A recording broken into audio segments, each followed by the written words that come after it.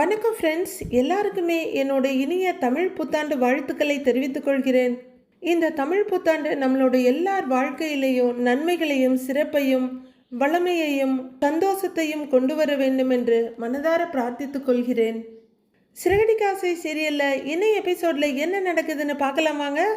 ரோஹிணி நாடகம் ஆடிக்கிட்டு இருக்க விஜயை எழுந்து, ஐயா அவ நாடகம் ஆடிட்டு இருக்கா, அவ சொல்றது எல்லாமே பொய் பொய்ன்னு கத்திட்டு இருக்காங்க. கேலரியில இருந்து அவங்க கத்திட்டு இருக்க ஜட்ஜ் டென்ஷன் ஆயிடுறாரு. ஏன் கிருஷ்ணா, இவங்களுக்கு நீ இன்னமும் இதை சொல்லி கொடுக்கவே இல்லையா? இப்படி கத்திக்கிட்டு இருக்காங்கன்னு கேட்க வக்கீல் கிருஷ்ணாராமே நொந்து நூடுல்ஸ் ஆகி, என்னால இந்த குடும்பத்தை சமாளிக்கவே முடியல யுவர் ஆனர் அப்படின்னு சொல்லிட்டு, இப்படி இரிட்டேட் பண்ணாதீங்கம்மா, உட்காருங்க அப்படின்னு விஜயாவை பார்த்து சொல்ல, விஜயாவாவது அடங்குறதாவது. ஐயோ இல்லங்க மேடம், அவ பையனை கூட்டிக்கிட்டு வந்து நடிக்கிறா அப்படின்னு விஜயா சொல்லிட்டு இருக்க. இப்ப ஜட்ஜே நேரடியா பேசுறாரு. இதோ பாருங்கம்மா, இதுக்கு மேல ஏதாவது பேசுனீங்க கண்டெம்ட் ஆஃப் கோர்ட்னு ஃபைனல்லாம் போட மாட்டேன், ஒரு நாள் ஜெயில உட்கார வச்சிருவேன் அப்படின்னு ஜட்ஜ் சொல்ல, பாவம் கிருஷ்ணாராம் தான் ரொம்ப சங்கடத்தோட தலையை குனிறாங்க. விஜயா ஏன்னு பார்த்துட்டு இருக்க. அம்மா உட்காருங்க மாட்டாரு மனோஜ். விஜயா அப்படியே நின்றுகிட்டே இருக்க. உட்காருமோ அப்படின்னு மனோஜ் பல்ல கடிச்சிட்டு சொல்ல, விஜயா மெதுவா உட்காடுறாங்க. மனோஜுக்கு சகுனி வேற யாரும் இல்லை, அவங்க அம்மா தான். மறுபடியும் எல்லாரும் ஜட்ஜ் பக்கம் திரும்ப, கல்யாணி நீ சொல்லுமா அப்படின்னு கேட்க, ஐயா நான் என் ஹஸ்பண்ட் கிட்ட எந்த உண்மையுமே மறைக்கலங்க ஐயா, எல்லாமே நான் அவர்கிட்ட சொல்லி இருக்கேன், அவரே அதை இந்த கோர்ட்ல சொல்லியும் இருக்காரு அப்படின்னு கல்யாணி சொல்ல, அடி பாவின்னு பார்த்துட்டு இருக்க மனோஜ், ஐயா அவ என்ன குழப்பிட்டாங்க ஐயா, சத்தியமா எனக்கு எதுவும் தெரியாது அப்படின்னு மனோஜ் சொல்ல, இல்லைங்க ஐயா அவருக்கு எல்லாமே தெரியும், அவங்க அம்மாவுக்கு பயந்துகிட்டு தான் அவர் இப்படியெல்லாம் பேசுறாரு, என்கிட்ட இருந்து அவரை பிரிச்சு அவருக்கு வேற கல்யாணம் பண்ணி வைக்க பாக்குறாங்க, இப்ப இருந்தே பொண்ணெல்லாம் கூட பார்க்க ஆரம்பிச்சுட்டாங்க ஐயா அப்படின்னு ரோஹிணி சொல்ல, என்ன கிருஷ்ணா ஜட்ஜ்மெண்ட் கிடைக்கிறதுக்கு முன்னாடியே வேற கல்யாணமா, இன்னும் டைவர்ஸ் ஆகல தெரியும்ல அப்படின்னு வக்கீல மிரட்டிட்டு இருக்காரு ஜட்ஜ். இல்லை யுவர் ஆனர், டைவர்ஸ்க்கு அப்புறம் தான் கல்யாணம் பண்ற ஐடியாவில் இருக்காங்க, ஒரு பொண்ணை நம்பி ஏமாந்து இவர் தனியாயிடுவாரோன்னு அவங்க அம்மா பயப்படுறாங்க, நீங்க டைவர்ஸ் கொடுத்துட்டாலே இந்த கேஸ் முடிஞ்சிட்டு யுவர் ஆனர், இந்த பொண்ணு வேணும்னே கேஸை இழுக்க பாக்குறா, திரும்ப திரும்ப போய் சொல்லிக்கிட்டே இருக்காங்க யுவர் ஆனர் அப்படின்னு வக்கீல டென்ஷன் ஆகி பேச ஆரம்பிச்சிடுறாங்க. ஐயா உண்மையை கூட திரும்ப திரும்ப சொல்லலாம் இல்லையா அப்படின்னு கல்யாணி சொல்ல, முடிவா நீ என்னது அம்மா சொல்ற அப்படின்னு அவரே நொந்து நூடுல்ஸ் ஆகி கேட்கிறாரு. ஐயா நான் அந்த குடும்பத்துக்கிட்ட உண்மையை மறைச்சேன் தான், ஆனா நான் என் ஹஸ்பண்ட் கிட்ட எல்லா உண்மையையும் சொல்லிட்டேன் அப்படின்னு ரோஹிணி ஸ்ட்ராங்கா சொல்ல, மனோஜ் ஐயோன்னு அதிர்ச்சியோட பாக்குறாரு. அவர் வீட்டுல உண்மையை மறைச்சது கூட நான் அவர் கூட வாழணுங்கிறதுக்காக தான், நான் இப்பவும் அவரை ரொம்ப விரும்புறேங்க ஐயா, நீங்க வேணா என் பையன்கிட்ட அவனோட டேடி யாருன்னு கேளுங்களேன் அப்படின்னு கல்யாணி சொல்ல, ஜட்ஜி சிரிச்சிட்டு, எனக்கே வேலை கொடுக்குறியாமா அப்படிங்கிறவரு, தம்பி உன் டேடி யாருப்பான்னு கேட்குறாரு. மனோஜ் டேடி அப்படின்னு மனோஜ் பார்த்து கையை காட்டுறாரு கிரிஷ். மனோஜ் இன்னமும் அதிர்ச்சியோட பாக்குறாரு. மனோஜுக்கு தாங்க முடியாத அதிர்ச்சினா விஜயாவும் பயங்கர அதிர்ச்சியோட பாக்குறாங்க. கேட்டுக்கிட்டீங்களா, நல்லா பாத்துக்கிட்டீங்களாங்கிற மாதிரி எல்லாரையும் பாக்குறாங்க ரோஹிணி. உலகத்திலேயே குழந்தைங்க அவங்க அப்பாவை டேடின்னு மட்டும்தான் சொல்லும், ஒரு டேடி கூட மனோஜ் டேடி அந்த டேடி இந்த டேடின்னு பேர்லாம் சொல்லவே சொல்லாது. உங்க டேடி பேர் என்னன்னு கேட்டா மட்டும்தான் பேரை சொல்லுவாங்க, மற்றபடி சித்தப்பா பெரியப்பாக்கு வேணா பேர் சொல்லுவாங்களே தவிர, உலகத்திலேயே முதல் தடவையா டேடியை பேர் சொல்லி அது கூட டேடியை சேர்த்த முதல் ஆள் கிருஷ் தான். என் பையன் கூட இவரை தான் டேடின்னு ஏத்துக்கிட்டாங்க ஐயா, என் பையனோடையும் என் ஹஸ்பண்டோடையும் அந்த குடும்பத்தோடையும் ஒன்னா வாழணும்னு ஆசைப்படுறேங்க ஐயா அப்படின்னு ரோஹிணி சொல்ல, ஐயா இவ நடிக்கிறாங்க ஐயா, இவ கூட எல்லாம் என்னால வாழ முடியாது, நான் சொசைட்டில ஒரு பெரிய அந்தஸ்தோட இருக்கேன், என் பேரை இவ கெடுக்கிறாங்க ஐயா அப்படின்னு பேயை பார்த்த மாதிரி அலறி சொல்லிட்டு இருக்காரு மனோஜ். ஐயா இப்ப அவர் பிசினஸ் மேன் சொல்லிக்கிறதுக்கு கூட நான் தாங்க ஐயா காரணமே அப்படின்னு ரோஹிணி சொல்ல, மனோஜ் விஜயாவும் அப்படி எரிக்கிற மாதிரி முறைக்கிறாங்க. என்னம்மா சொல்ற அப்படிங்கிற மாதிரி ஜட்ஜ் ரொம்ப சுவாரஸ்யமா பார்த்துட்டு இருக்காரு. இவரை இந்த அளவுக்கு கொண்டு வந்ததே நான் தாங்க ஐயா, ஐயா இவர் கல்யாணம் ஆன புதுசுல எந்த வேலைக்குமே போகல, அந்த ஷோரூம் வைக்கிறதுக்கே நான் தான் ஐடியாவே கொடுத்தேன் அப்படின்னு ரோஹிணி செம்ம ஸ்ட்ராங்கா சொல்லிட்டு இருக்க. ஐயா இது எங்க அப்பாவோட காசுல ஆரம்பிச்சது, அவ காசுல இல்ல அப்படின்னு மனோஜ் சொல்ல, ஐயா என்கிட்ட இருந்த எல்லா காசையுமே என் மாமியார் வாங்கிட்டாங்க அப்படின்னு ரோஹிணி சொல்ல, நீ எங்கடி காசு வச்சிருந்த, உனக்கு கல்யாண புடவை கூட நான் தானேடி எடுத்தேங்கிற மாதிரி பயங்கர அதிர்ச்சியோட பாக்குறாங்க விஜயா. அவங்களுக்கு பணம் தேவைப்படும் போதெல்லாம் நான் தான் கொடுத்துருக்கேன். என் பார்லரையும் விற்று நான் அவங்களுக்கு பணம் கொடுத்துருக்கேன் அப்படின்னு கல்யாணி சொல்ல அதை நோட் பண்ணிக்கிறாரு ஜட்ஜ். ஆனா அந்த பார்லர் ஆரம்பிக்க காசு கொடுத்ததே விஜயாதான்றத ஒரு நாளும் சொல்ல மாட்டாங்க கல்யாணி. இப்படி கூட ஒரு மனுஷி இருப்பாளான்னு விஜயா அதிர்ச்சியோட பார்த்துட்டு இருக்காங்க. வேணும் விஜயா, உங்களுக்கு நல்லா வேணும். அவர் ரொம்ப நேரமா எழுதிட்டு இருக்க மனோஜ் விஜயா ஒருத்தர் அதிர்ச்சியோட பார்த்துக்க. நான் ஒரு நாள் உங்களை விட போறதே இல்லை. என்ன தூக்கி போடுற கருவேப்பிலை நினைச்சிட்டு இருக்கிறீங்களா அப்படிங்கிற மாதிரி கல்யாணி ரெண்டு பேரையும் மாறி மாறி முறைச்சிட்டு இருக்காங்க. மனோஜ் இன்னும் அதிர்ச்சி மாறாம அம்மாவையே பார்த்துட்டு இருக்க. அடி பாவி, இவ எங்ககிட்ட எங்க கொடுத்தா, இப்படி பொய் சொல்றாளே அப்படின்னு மனசுக்குள்ள புலம்பிட்டு இருக்காங்க. ஏன்னா எழுந்து நின்று பேசினா ஜெயிலுக்கு அனுப்பிடுவேன்னு சொல்லியிருக்காரு. சட்டம் கூட இந்த சாத்தானுக்கு தான் இப்ப ஃபேவரா போயிட்டு இருக்கு. ஐயா, இவரை நான் ஒரு ஷோரூம் ஓனரா ஆக்கி இருக்கேன். இவரோட அம்மா இவருக்காக எதுவுமே பண்ணல அப்படின்னு ரோஹிணி தாராளமா அடிச்சு விட மூச்சு கூட விட முடியாத அதிர்ச்சியில இருக்காங்க மனோஜும் விஜயாவும். நான் என்னோட சேவிங்ஸ் எல்லாத்தையுமே இவருக்காக தான் கொடுத்துருக்கேன். கடைசியில நான் என் செலவுக்கும் என் பையனை படிக்க வைக்கிறதுக்குமே காசே இல்லாம நின்னுகிட்டு இருக்கேன். இவனால ஸ்கூலுக்கும் போக முடியலங்க ஐயா. நான் ஃபீஸ் கூட கட்டல. நாளைக்கு நான் காசு கட்டலைன்னா ஸ்கூல்ல இருந்து அனுப்பிடுவாங்க அப்படின்னு கண்ணீர் விட்டு சொல்ற கல்யாணி, இப்ப நான் டைவர்ஸ் கொடுத்துட்டா அதுக்கப்புறம் நான் என்ன பண்ணுவேன்னே தெரியலங்க ஐயா. மனோஜுக்காக நான் நிறைய கடன் வாங்கியிருக்கேன். அது எதையுமே என்னால அடைக்கவே முடியாது அப்படின்னு கல்யாணி சொல்லிக்கிட்டு இருக்க மனோஜ் அது எதையுமே மறுத்து சொல்லாம ஈன்னு அம்மாவை பார்த்துக்கிட்டே நின்றுட்டு இருக்காரு. இதுக்காக தான் ஒரு சரியான மாங்கா மனோஜ்னு சொல்றது. இப்ப இவங்க கேட்குற மாதிரி டைவர்ஸ்க்கு மட்டும் நான் ஒத்துக்கிட்டா நானும் என் பையனும் தற்கொலை தாங்க ஐயா பண்ணிக்கணும் அப்படின்னு கல்யாணி சொல்ல, என்னம்மா நீ பேசுற கோர்ட்ல வந்து அப்படின்னு ஜட்ஜ் கேட்கிறாரு. யுவர் ஆனர், இந்த பொண்ணு எப்படி மிரட்டுறா பாருங்க அப்படின்னு கிருஷ்ணாராம் சொல்ல, ஐயா நான் மிரட்டலங்க ஐயா, என் நிலைமை இதுதான் அப்படின்னு கல்யாணி கதற, அதுக்காக அந்த முடிவெல்லாம் எடுக்காதம்மா. நீ பண்ணிக்கிறது வேணா தற்கொலையா இருக்கலாம், ஆனா உன் பையனுக்கு ஏதாவது ஒண்ணு பண்ணினா அது கொலை அப்படின்னு ஜட்ஜ் சொல்ல, உடனே கண்ணீர் விட்டு கதறி, எனக்கு வாழ்றதுக்கு வழியே இல்லைங்க ஐயா, எனக்கு டைவர்ஸ் மட்டும் கொடுத்துறாதீங்க அப்படின்னு கதறுன்னு கதறாங்க கையை கூப்பிக்கிட்டே கல்யாணி. லாயரே அவங்க நடிப்பை பார்த்து அசந்து போயிடுறாங்க. கிருஷ்ணா, என்னாலேயே முடியல, இப்ப நீ என்ன சொல்றேன்னு கேட்குறாரு ஜட்ஜ். என்னாலேயும் முடியலங்க யுவர் ஆனர், ஆனா சேர்ந்து வாழ விருப்பம் இல்லாம எப்படி என் கிளையண்ட் அந்த பொண்ணோட வாழ முடியும் அப்படின்னு லாயர் கேக்குறாங்க. மனோஜ் அப்படியே அதிர்ச்சியான திகைச்ச கண்களோட பார்த்துட்டு இருக்க ரோஹிணி கடகடன்னு கண்ணீர் விட்டுட்டே நிக்கிறாங்க. கவுன்சிலிங் ரிப்போர்ட்டை பார்த்த வரைக்கும் மனோஜுக்கு கல்யாணி மேல இருந்த நம்பிக்கை போயிடுச்சு.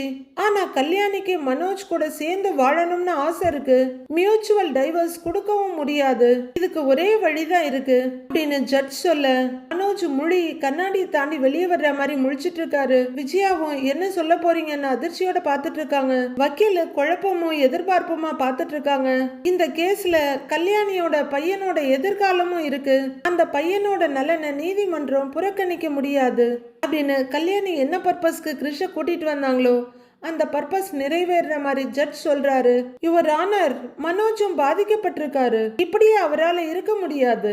மனோஜ் அவருக்கு ஒரு வாழ்க்கையை அமைச்சுக்கணும் இல்லையா அப்படின்னு கிருஷ்ணாராம் கேக்குறாங்க.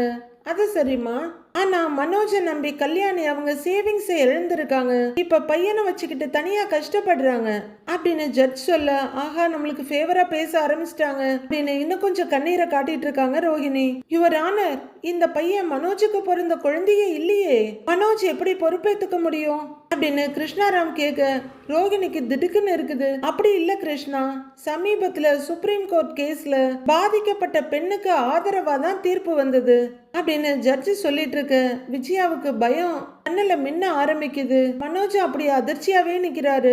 கல்யாணம் பண்ணும்போது ஒரு பொண்ணுக்கு குழந்தை இருந்துச்சுன்னா அந்த குழந்தைக்கும் மேரேஜ் பண்ணிக்க போற கணவன் தான் கார்டியனா இருக்கணும், பொறுப்பை தட்டி கழிக்க முடியாது இல்லையா கிருஷ்ணா அப்படின்னு ஜட்ஜ் கேட்க மனோஜ் அப்படியே ரொம்ப பயத்தோட பாக்குறாரு. அப்ப மனோஜ் எனக்கு டாடியா அப்படின்னு தாராளமா ஜாலியா பார்த்துட்டு நிக்கிறாரு கிருஷ். விஜயா பதறிட்டு இருக்காங்க, ஆனாலும் எதுவும் பேச முடியாம உட்கார்ந்து இருக்காங்க.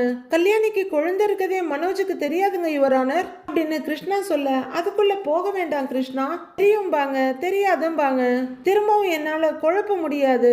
எப்படியோ மனோஜ் கல்யாணிய மேரேஜ் பண்ணிக்கிட்டதால கல்யாணிக்கும் அந்த குழந்தைக்கும் இவர் தான் பொறுப்பு ஆவாரு அப்படின்னு ஜட்ஜ் சொல்ல மனோஜோட அதிர்ச்சிக்கு அளவே இல்ல. இதுக்கு மேல நான் வாயை மூடிட்டு இருக்கணுமான விஜயா பத்திரகாளியா மாறிட்டு இருக்காங்க. யுவர் ஆனர், இப்போ ஜட்ஜ்மெண்ட் அப்படின்னு கலக்கத்தோட கிருஷ்ணாராம் கேக்குறாங்க. அதுக்கு தான் வர்றேன். எனக்கு தெரிஞ்சு இவங்களுக்கு இன்னும் கொஞ்சம் டைம் தேவைப்படுது. அதனால இன்னும் ஒரு 6 மாசம் இவங்க கேஸை நான் ஒத்தி வைக்கிறேன் அப்படின்னு ஜட்ஜ் சொல்ல விஜயாவுக்கு ஹார்ட் அட்டாக்கே வந்துடுது. மனோஜோட அதிர்ச்சி இதுவரையிலும் இல்லாத அளவுக்கு போயிடுது. பச்சோந்தி ரோகிணி அப்படியே ஈன்னு சிரிச்சிட்டு இருக்க அம்மாவை அதிர்ச்சியோட பாத்துக்கிட்டு இருக்காரு கிரிஷ். காதுல இருந்து காது வரல சிரிப்போட ரோகிணி கையெடுத்து கும்பிட்டுட்டு இருக்காங்க. அப்பதான் மனோஜுக்கு உரைச்சு தாட்டுறக்கு அதிர்ச்சியில இருந்து வெளியே வந்து, ஐயா என்னங்க ஐயா 6 மாசம் சொல்றீங்க, எனக்கு இவ கூட வாழ வேண்டாம் அப்படின்னு மனோஜ் கத்த, இந்த முடிவுல நீங்க 6 மாசம் வரலும் உறுதியா இருந்தா அப்ப நீங்க கேக்குற டைவர்ஸ நான் கொடுக்கறேன். அது வரைக்கும் இந்த கேஸ நான் நிலுவையில வைக்கிறேன் அப்படின்னு அவரு ஜட்ஜ்மெண்ட் எழுதிடுறாரு. 6 மாசம் இருக்குல்ல, அதுக்குள்ள நான் உன்னை என்னெல்லாம் பண்ணிடுறேன் பாரு. என்னை விட்டு நீ எப்படி விலகி போறேன்னு பாத்துடுறேன். கிட்ட இருந்து நீ தப்பிக்கவே முடியாது மனோஜ்ங்கிற மாதிரி ரோகிணி அப்படியே சிரிப்போட மனோஜை பார்க்க, அடி பாவி நீ எல்லாம் மனுஷ ஜென்மம் தானா, எப்படி உன்னால இப்படி டிசைனா நடிக்க முடியுதுன்னு அதிர்ச்சியோடவே பாக்குறாரு மனோஜ். இத்தனை நாளா நமக்கு கூட ரோகிணி மேல கோவம் எரிச்சல் தான் இருந்தது. இப்ப பார்க்கவே அருவருப்பா இருக்கு. பொம்பளை உருவத்துல இருக்க சூனியக்காரி, பிசாசு, ரத்தக்காட்டேரி, எந்த வார்த்தையுமே பொருந்தாத உங்களுக்கு இந்த 6 மாசம் கூட அவங்க 2 பேரும் சேர்ந்து வாழணுங்கிற அவசியம் இல்ல. பிரிஞ்சும் வாழலாம். ஆனா கல்யாணிக்கு தேவையான செலவுகளையும் பொறுப்புகளையும் மனோஜ் தான் பாத்துக்கணும் அப்படின்னு ஜட்ஜி சொல்ல இன்னமும் அதிர்ச்சி ஆகுது இவங்களுக்கெல்லாம். கல்யாணிக்கு இன்னும் காது வரைக்கும் சிரிப்பு நீளுது. பாக்குற நமக்கு அப்படியே அருவருப்பா இருக்குது. ஒரு கோரமான சூனியக்காரிய பார்த்தா கூட வராத அருவருப்பு ரோகிணியோட முகத்தை பாக்குறப்ப வருது. கல்யாணிக்கு ஒரு தனி வீடு எடுத்து கொடுத்து கல்யாணியையும் குழந்தையையும் தங்க வைக்கணும் அப்படின்னு ஜட்ஜு சொல்ல சொல்ல அப்படியே சந்தோஷ கடல்ல மிதக்குறாங்க ரோகிணி. இதுவரையில நடந்ததை கூட தாங்க முடியாத விஜயாவால இப்ப பணம்னு ஒண்ணு வாய ஆண்டு பொழந்து அப்படியே நிக்குது. அதுக்கான செலவை மனோஜ் தான் கொடுக்கணும். அது மட்டும் இல்லாம கல்யாணியோட செலவுக்காக மாசம் 25,000 ரூபாய் கல்யாணியோட செலவுக்கு அவர் கொடுக்கணும் அப்படின்னு அவரு ஜட்ஜ்மெண்ட் சொல்ல வக்கீலே பயங்கர அதிர்ச்சியோட பாக்குறாங்க.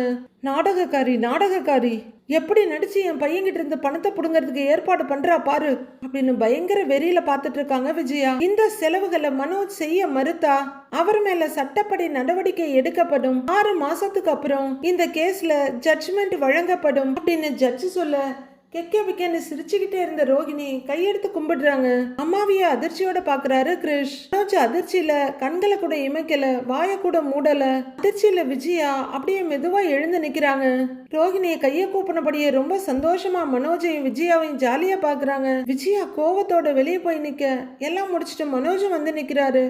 அப்போ வக்கீல் வர, என்ன மேடம் இப்படி ஆயிடுச்சு, ஏன் பையன் அவளுக்கு காசு கொடுக்கணும்னு சொல்றாரு அப்படின்னு விஜயா கேட்க வேற வழியே இல்ல, கொடுத்துதான் ஆகணும். என்னால முடிஞ்ச வரைக்கும் நான் செஞ்சுட்டேம்மா, இன்னும் 6 மாசம் ஆகும் பாத்துக்கலாம் அப்படின்னு டென்ஷன் எரிச்சலுமா சொல்லிட்டு கிருஷ்ணாராமே அங்க இருந்து போயிடுறாங்க. விஜயா ரொம்பவே டென்ஷனும் கையால் ஆகாத தனமா வருத்தத்தோட நிக்க, என்னம்மா இப்படி சொல்லிட்டு போறாங்கன்னு மனோஜ் கேக்குறாரு. அப்ப ரோகிணி கூலா கிருஷ கூட்டிட்டு அங்க வந்து நிக்கிறாங்க. விஜயாவை பார்த்து, ஆன்ட்டி நான் தான் சொன்னேன்ல உங்களால மனோஜ் என்கிட்ட இருந்து பிரிக்கவே முடியாது, அதுவும் 6 மாசத்துக்கு நானும் மனோஜும் புருஷன் பொண்டாட்டி தான் அப்படிங்கிற ரோகிணி, மனோஜ் என் எக்ஸ்பென்ஸ்க்கான பணம் எல்லாமே இந்த மாசம் கரெக்டா அனுப்பிடு. பாய் மனோஜ், வரேன் ஆன்ட்டி அப்படின்னு ரொம்ப ஜாலியா திமிரா கூலா சொல்ற ரோகிணி வாடான்னு கிருஷ கூட்டிட்டு போறாங்க. திமிர் எடுத்தவ இப்படி பண்றா அப்படின்னு விஜயா சொல்லிட்டு இருக்க, அம்மா நாளைக்கு என்கேஜ்மெண்ட் வேற இருக்குமாங்கிறாரு மனோஜ். அது நடக்கும்டா, இப்ப கோர்ட்ல நடந்த விஷயம்லாம் நமக்குள்ளேயே இருக்கட்டும், இது யாருக்கும் தெரிய வேண்டாம் அப்படின்னு ரோகிணி ஆத்திரத்தை அடக்கிக்கிட்டு சொல்றாங்க. அடுத்த நாள் பொழுது விடியுது. மீனா பெட் மேல 2 சேலையை கொண்டு வந்து வச்சுட்டு இதை கட்டலாமா அதை கட்டலாமான்னு பாத்துட்டு இருக்க, முத்து 2 ஷர்ட்டை தூக்கிட்டு வந்து வச்சுக்கிட்டு, மீனா சொல்லு இந்த ஷர்ட் போடலாமா இந்த ஷர்ட் போடலாமா அப்படின்னு கேட்டுட்டு இருக்காரு. நானே இங்க பெரிய குழப்பத்துல இருக்கேங்க, இந்த புடவை கட்டுறதா இல்ல இந்த புடவைய கட்டுறதான்னு தெரியல, நான் எந்த புடவை கட்டுறதுன்னு நீங்க முதல்ல சொல்லுங்க அப்படின்னு மீனா கேட்க, முத்து கைய நீட்டி மீனாவை தன் பக்கமா இழுத்து அணைச்சுக்கிறாரு. என்னையவே ரிஸ்க் எடுத்து கட்டிக்கிட்ட, இப்ப புடவைய செலக்ட் பண்ணி கட்டுறதுல உனக்கு என்ன கஷ்டம் அப்படின்னு முத்து ஜாலியா சொல்ல, விளையாடாம சொல்லுங்கன்றாங்க மீனா. சரி ஒரு டீல் வச்சுக்கலாம், நீ கட்ட வேண்டிய புடவைய நான் செலக்ட் பண்றேன், நான் போட வேண்டிய சட்டைய நீ செலக்ட் பண்ணு, என்ன சொல்றேங்கிறாரு முத்து. இது நல்ல ஐடியாவா இருக்கு அப்படின்னு மீனா சொல்ல, அவரு புடவைய செலக்ட் பண்றதுக்காக மீனாவை கையில இருந்து விட்டுட்டு புடவை கிட்ட வர்றாரு. செலக்ட் பண்றதுக்கு ஒரு ஐடியாவை உருவாக்குறாரு. இப்ப நாம 2 பேருமே அந்த பக்கம் திரும்பிக்குவோம். 1 2 3 சொல்ற உடனே டப்புன்னு திரும்பலாம். எதை செலக்ட் பண்றோமோ அதை தான் கட்டணும், ஓகேவா அப்படின்னு கேட்க சரிங்கன்றாங்க மீனா. 2 பேருமே திரும்பி நின்று முதுகோட முதுகு உரசிக்கிட்டு நிக்கிறாங்க. முத்து ஏதோ மொத்தம் முதுகு அரிக்கிற மாதிரி அவங்க முதுகுல தேய்ச்சிக்கிட்டு இருக்க மீனாவும் சிரிச்சுட்டு அதையே பண்றாங்க.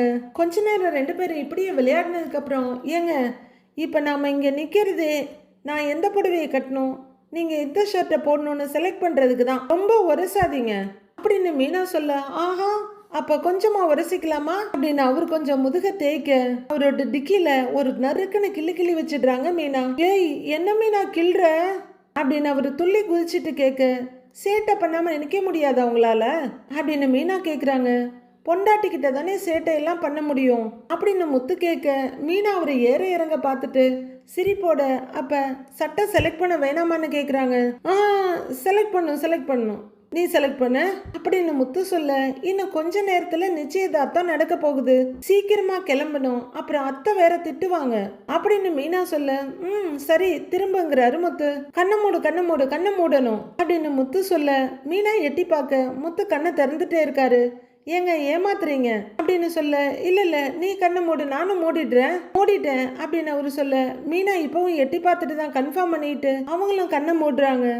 ரெடியா அப்படின்னு கேட்க, மீனா ரெடின்னு சொல்ல, ரெடி 1 2 3 அப்படின்னு சொல்லிக்கிட்டே அவங்களோட கைப்பக்கமா இருந்த ட்ரெஸ் மேல கைய வைக்கிறாங்க.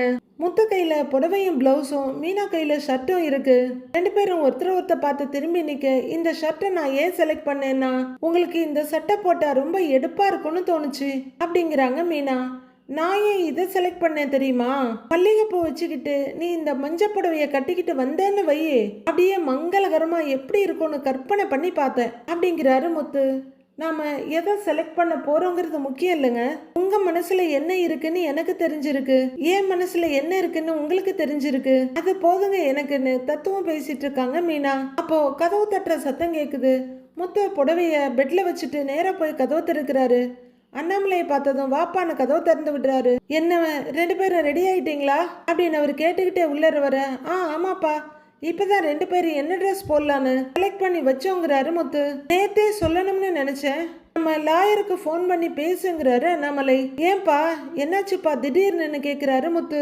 மனோஜ் டைவர்ஸ் கேஸ் எப்போ முடியும், இன்னும் எத்தனை மாசம் ஆகும், இந்த விவரத்தெல்லாம் கேட்டு தெரிஞ்சுக்கப்பான்னு முத்துக்கிட்ட சொல்றாரு அண்ணாமலை. அப்பா அதுதான் 1 2 வாரத்துல தீர்ப்பு வந்துரும்னு அம்மா சொன்னாங்களேப்பா அப்படின்னு முத்து சொல்ல, அவ என்ன சொல்லுவா எவ்வளவு பித்தலாட்டம் பண்ணுவான்னு எனக்கு தெரியும்னு மனசுக்குள்ள நினைக்கிற அண்ணாமலை, அவ சொல்றதை விடு, அவ மனோஜுக்கு கல்யாணம் ஆகணுங்கிறதுக்காக எதை வேணும்னாலும் சொல்லுவா, நீ ஒருவேளை ஃபோன் பண்ணி எதுக்கும் கேட்டுக்க அப்படின்னு அண்ணாமலை சொல்ல, மீனாவும் முத்துவும் யோசனையா பாக்குறாங்க.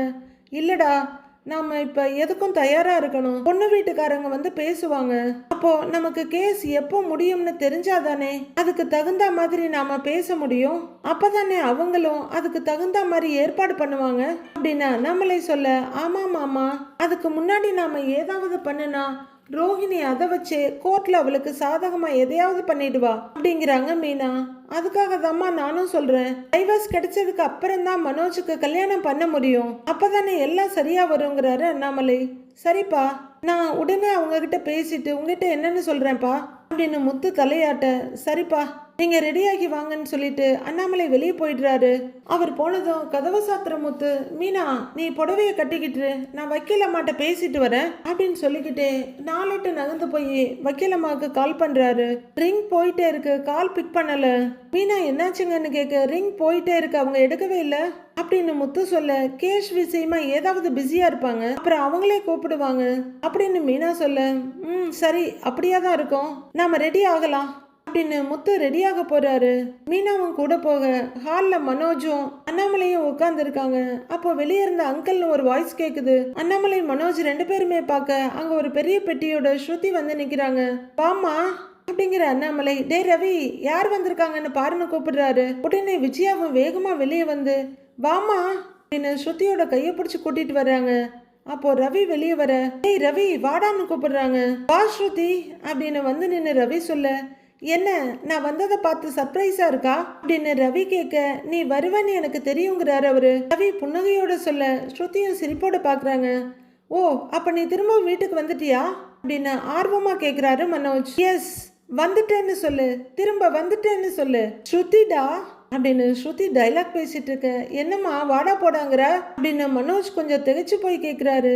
ஐயோ உங்களே இல்ல, சும்மா ஒரு தலைவர் டைலாக பேசி பார்த்தேன் அப்படின்னு ஸ்ருதி சொல்ல, ஓ டைலாகா அப்படின்னு பெருமூச்சு விட்டுட்டு நிம்மதியோட பாக்குறாரு மனோஜ். விஜயாவுக்கு ஏக சந்தோஷம் ஸ்ருதி வந்ததுல.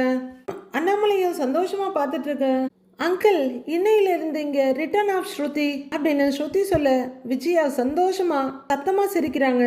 ஸ்ருதியும் ரவியும் ஒருத்தர் பார்த்து சிரிச்சிட்டு இருக்க, ரவி சொன்னாமா சுருதி மனசு மாறிடுச்சுன்னு, கண்டிப்பா வந்துருவான்னு, நீயும் வந்துட்ட நல்லதுங்கிறாரு அண்ணாமலை. நீ வந்தது ரொம்ப சந்தோஷமா, நீ இனிமே இங்கதானே இருப்ப அப்படின்னு விஜயா டவுட்டா கேட்டுக்கிறாங்க. அதுக்கு தானே ஆண்டி எல்லாத்தையும் பேக் பண்ணி எடுத்துட்டு வந்திருக்கேன் அப்படின்னு ஸ்ருதி கேட்க, எப்படிமா வந்தேன்னு விஜயா ஆர்வமா கேக்குறாங்க. எப்படி போனேனோ அப்படியே வந்துட்டேன் ஆண்டி அப்படின்னு ஸ்ருதி சொல்ல ஏக சந்தோஷம் எல்லாருக்கும்.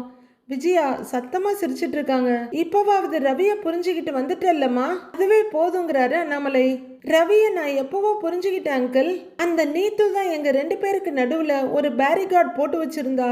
அத பத்தி யோசிச்சு நான் ரொம்ப டென்ஷனா இருந்தேன். அப்பதான் இவங்க 2 பேரும் எனக்கு ரொம்ப ஹெல்ப் பண்ணாங்க அப்படின்னு ஸ்ருதி சொல்ல அப்படியே சிரிப்போடு இருந்த முகம் யோசனைக்கு மாறிடுது.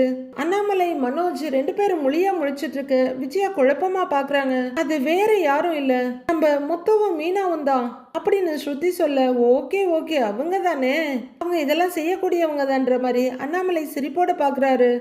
மறுபடியும் அதுங்க தானா, தேரை இழுத்து தெருவில் விடுற மாதிரி எல்லாரும் அதுங்க பேரை இழுத்து நடுகாலில் விட்டுறாங்க அப்படின்னு விஜயா எரிச்சலோட பாக்குறாங்க.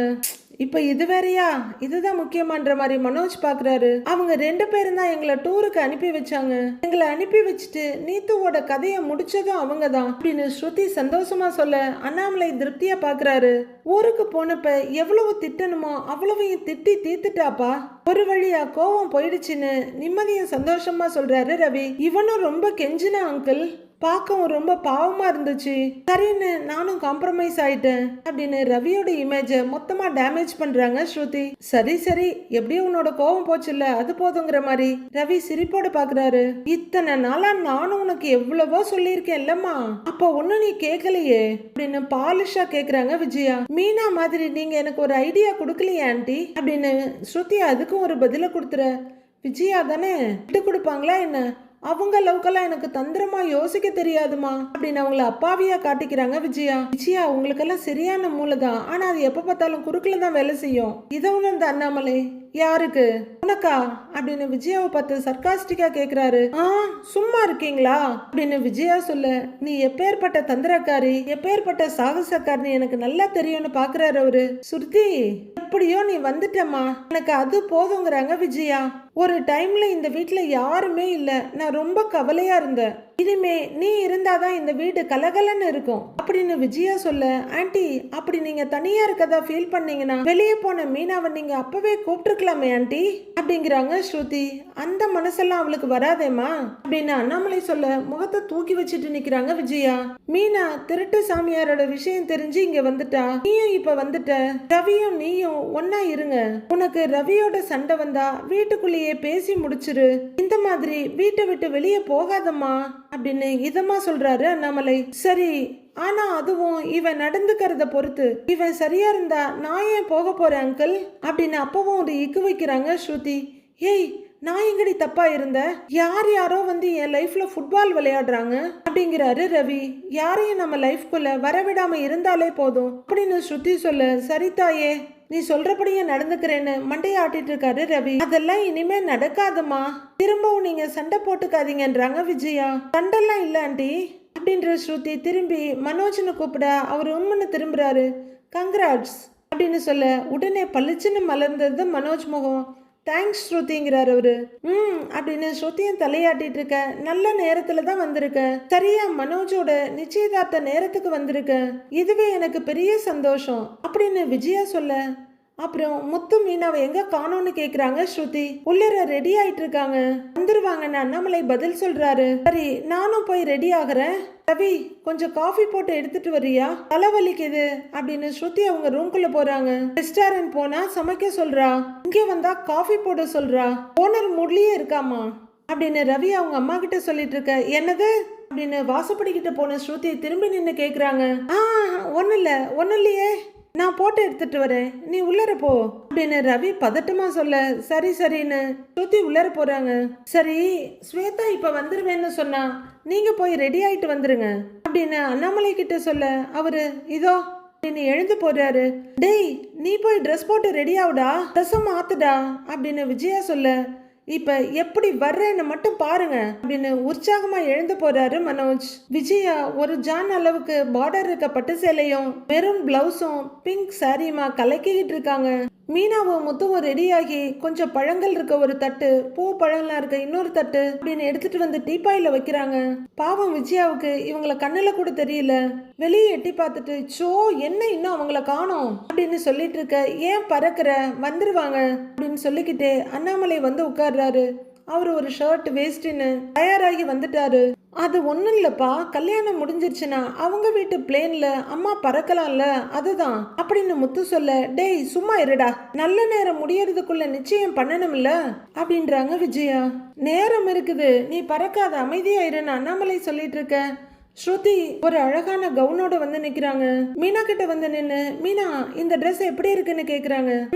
நல்லா இருக்குங்க, அழகா இருக்கீங்க அப்படின்னு மீனா சொல்ல, நீங்களும் தான்றாங்க ஸ்ருதி. விஜயா வாசலையே பாத்துக்கிட்டு இருக்க. ஸ்வேதாவும் ஒரு லைட் கலர் கவுன்ல அழகா உள்ளர வர்றாங்க. பெரியப்பான்னு கூப்பிட்டுக்கிட்டு, வாமா வா வா வா வா உட்காரு, அவங்கெல்லாம் எங்கம்மா அப்படின்னு ஸ்வேதாவை பக்கத்துல உட்கார வச்சுக்கிட்டே கேக்குறாங்க விஜயா.